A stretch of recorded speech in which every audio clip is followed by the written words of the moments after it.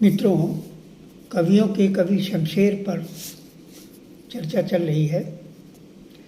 शमशेर बहादुर सिंह ने रूपाप तथा नया साहित्य पत्रिका का संपादन भी किया। वो अपने सृजन के क्षेत्र में इलियट और एजरा पाउंड को विस्मृत नहीं कर सके। अज्ञे ने दूसरा सप्तक में उनकी महत्वपूर्ण कविताओं का प्रकाशन किया। शमशेर ने अपने वक्तव्य में स्वीकार किया कि आज की कला का असली भेद और गुण उन लोक कलाकारों के पास है जो जन आंदोलन में हिस्सा ले रहे हैं। टूटे हुए मध्य वर्ग के मुझ जैसे कवि उस भेद को पाने में कोशिश में लगे हुए हैं। शमशेर का ये दौर आत्मसंघर्ष के जुझारूपन का था।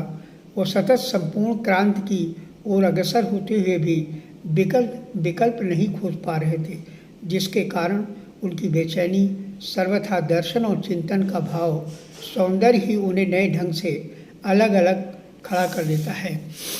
शमशेर ने जनवादी कवि की प्रेम कविता की सृजनात्मक दृष्टि पर स्वीकार किया कि आज का सचेतन जनवादी या प्रगतिशील कवि चाहे कि वह अपनी प्रेम की स्थिति को वर्गीय परिप्रेक्ष्य और जनवादी दायित्वों से जोड़कर विश्लेषित कर सके।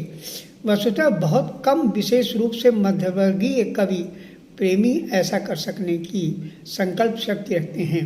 अच्छे मार्क्स की प्रेमी कवियों को मैंने देखा है, अंततोगत्वा सारे अपेक्षित आदर्श ताक पर धरे रह जाते हैं।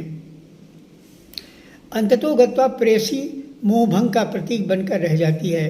कहने का तात्पर्य है कि वास्तविक जीवन में दोनों प्रकार के आम कवियों में कोई विशेष अंतर मैंने नहीं पाया।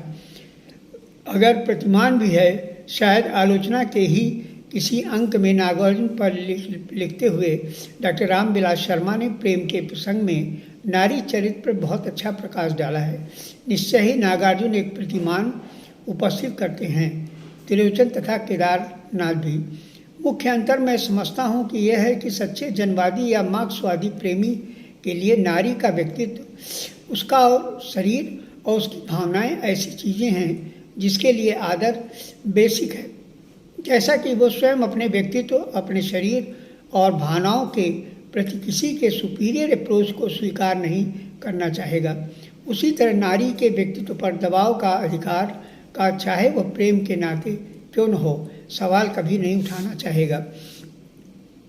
उसकी मर्यादा अक्षुण्ण रखी जानी चाहिए। उसके लिए प्रेमिका और पत्नी से बड़ा उसका पद एक स्थायी साथी का है।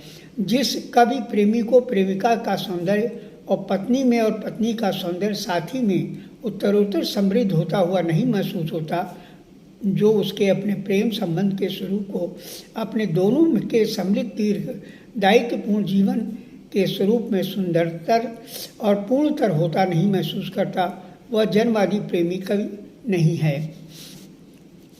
वस्तुतः प्रेम का गंभीरतर सुंदर रूप उसी दौर में लक्षित हो सकता है जब प्रेमिका और प्रेमी माता पिता बनते हैं और अपने प्रेम अनुराग का सुंदरतम स्वरूप अपनी संतान के मुख कमलों में निहारते हैं। मगर प्रेम की इन सारी स्थितियों का गहरा चित्रण विरला ही है। कारण शायद यह है कि इन स्थितियों के भोग को अभिव्यक्ति की क्या जरूरत है। हाँ, जो बहुत बड़े कवि हुए हैं उन्होंने इन स्थितियों के सौंदर्य और ड्रामा को अनदेखा नहीं छोड़ा है। शमशेर ने 40-45 वर्षों तक साहित्य संघर्ष में सक्रिय भूमिका निभाई। कई सोपानों को पार करते हुए अनुभव करते थे कि सारे देश में सामाजिक असमानताओं, बुराइयों के कारण मनुष्य पर दोहरी मार पड़ रही है।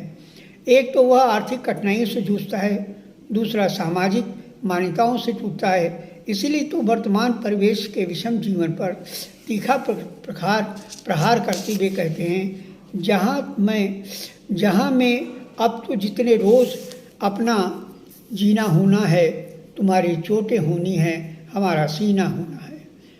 तुम्हारे चोटें होनी है, हमारा सीना होना है। वैसे तो मार्क्सवादी थे, किंतु गांधी के विचारों से असहमत होने के बाद भी वह सहज सादगी, संतुलित आहार, स्वास्थ्यवर्धक वस्तुओं का प्रयोग, दूसरे के दुख को समझना ही उनका गांधी जैसे होने के लिए काफ़ी था।